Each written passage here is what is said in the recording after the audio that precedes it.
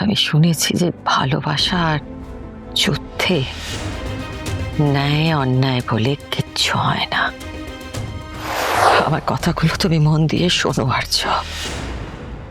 আমি জানি না যে অপর্ণা কে, কোথা থেকে এসেছে, কি করে আমার কিচ্ছু এসে যায় না তাতে, কিন্তু অপর্ণা বিপদে রয়েছে আর্য। আর আমি চাই ও ভালো থাকুক, ও ঠিক থাকুক। ওর জন্য আমার বুকের ভেতরটা খালি হয়ে যাচ্ছে। তোমার নখরে মারও কিন্তু কষ্ট হচ্ছে আর্য। আর আমি জানি যে ওকে তুমি ছাড়া কেউ বাঁচাতে পারবে না, কেউ না। তুমি শুনছো আমার কথা আর্য? আমি কি বলছি তুমি কি শুনছো, শুনতে পাচ্ছ? এটুকুই বলার ছিল আমার। আসছে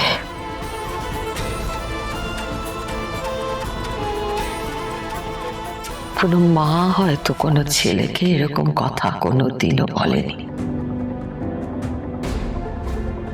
কিন্তু আমি তোমাকে বলছি আর্য, আমি শুনেছি যে ভালোবাসা আর যুদ্ধে ন্যায় অন্যায় বলে কিচ্ছু হয় না। আর ভালোবাসার জন্য যদি কোনো যুদ্ধ হয় তাহলে তো তাতে ন্যায় অন্যায় কিছুই থাকে না। তোমার অন্তরাত্মা যেটা বলবে তাতে সাড়া দিও তুমি। আর তাতে যদি তোমার কোনো পাপ হয় তাহলে তোমার এই নকল মা সেটা মাথা পেতে নেবে।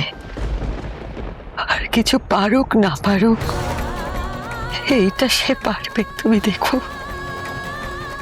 এটা সে পারবে। বাকিটা তুমি বুঝে নিও। মা কি আমাকে এই সব কথার মাধ্যমেও অন্য কিছু বলতে চাইছে? মিস্টার সিংহ রায়, আপনাকে এবার আমাদের কোর্টে প্রডিউস করতে হবে।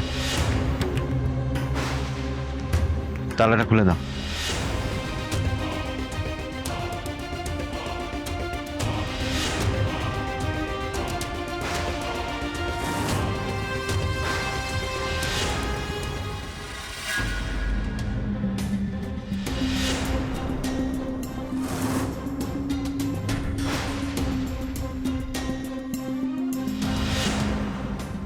I just said,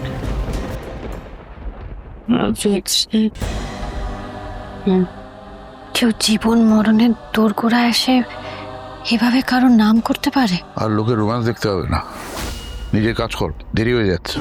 কিন্তু কিন্তু নয়, এই মেয়েটাকে বাঁচিয়ে রাখতেই হবে। কেন কেন বলছেন এই কথা? ওর ওর যা অবস্থা। না না না, যেভাবেই হোক এট এনি কস্ট একে আমাদের বাঁচিয়ে রাখতেই হবে। যদি আর্য ট্রায়ালে যদি এদিক ওদিক কোনো ডিসিশন হয় তখন এই মেয়েকে গিয়েই বলতে হবে আর্য ওকে জোর করে জাতিস্বর সাজিয়ে এনেছে। আপনার মনে হয় ওই কথাগুলো বলবে, ওই কাজটা করবে? আপনার মনে হয়? ও শুনতে বাধ্য, দয়ার প্রাণ। শুনবে না? ঠিক শুনবে। দেখুন, ওর কিন্তু চোটটা চোট যেরকমই লাগুক ওকে বাঁচিয়ে রাখতেই হবে, যতক্ষণ না আর্যর একটা ঠিকঠাক শাস্তি হয়। ওকে বাঁচিয়ে রাখতেই হবে, ওকে আমার দরকার, ওকে আমার দরকার। আর স্যার আপনাকে ছাড়বে না।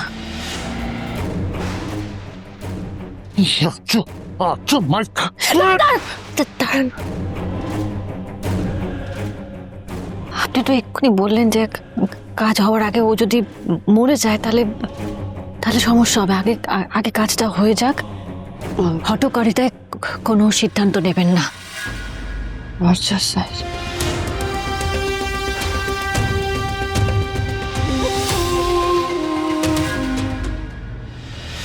আপনি আমাকে ডিভোর্স পেপার পাঠিয়েছেন যাতে আমি নিজের জীবনটা নিজের মতন করে বাঁচতে পারি।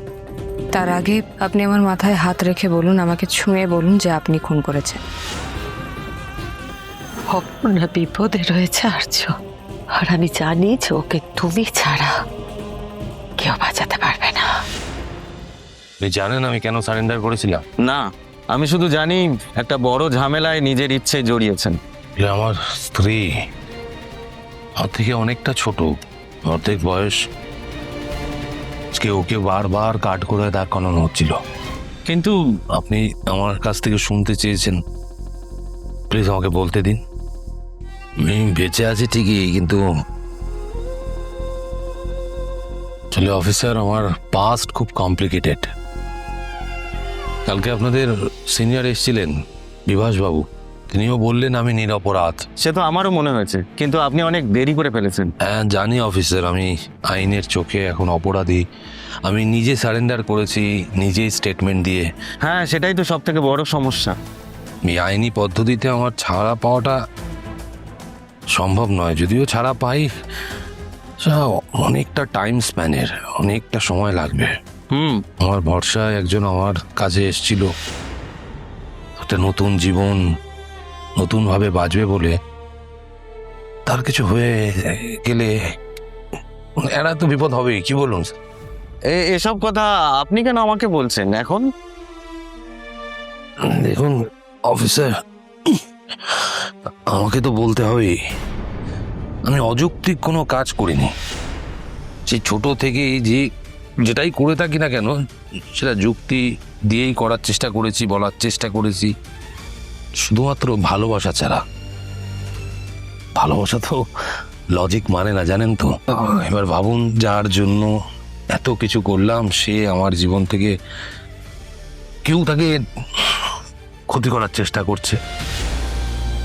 আমার জীবন থাকতে তার ক্ষতি আমি হতে দিতে পারি না। আর কি, আমার স্ত্রীকে খুঁজে বের করা আমার কর্তব্য। কিন্তু পুলিশ তো খোঁজ করছে। না না, আমাকে খোঁজ করতে হবে, আমাকে ফিরিয়ে আনতে হবে ওকে। কিন্তু আপনি এখন কি করে? সেটাই ভাবছি, যেভাবেই করতে হোক না কেন, তার জন্য যদি আমার শাস্তি পেতে হয়, আমি শাস্তি পেতেও প্রস্তুত।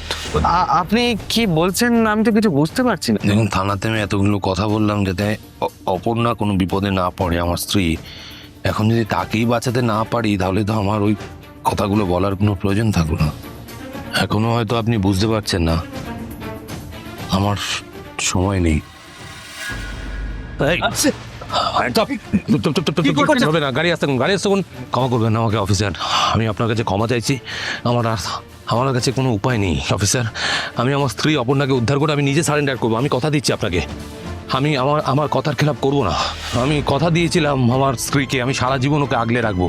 ট্রাস্ট মি, আমি ফেরত আসবো, আমি ওকে উদ্ধার করে নিয়ে ফেরত আসবো। প্লিজ প্লিজ, আপনি কিছু মনে করবেন না। আপনি দরজা খুলুন, দরজা খুলুন।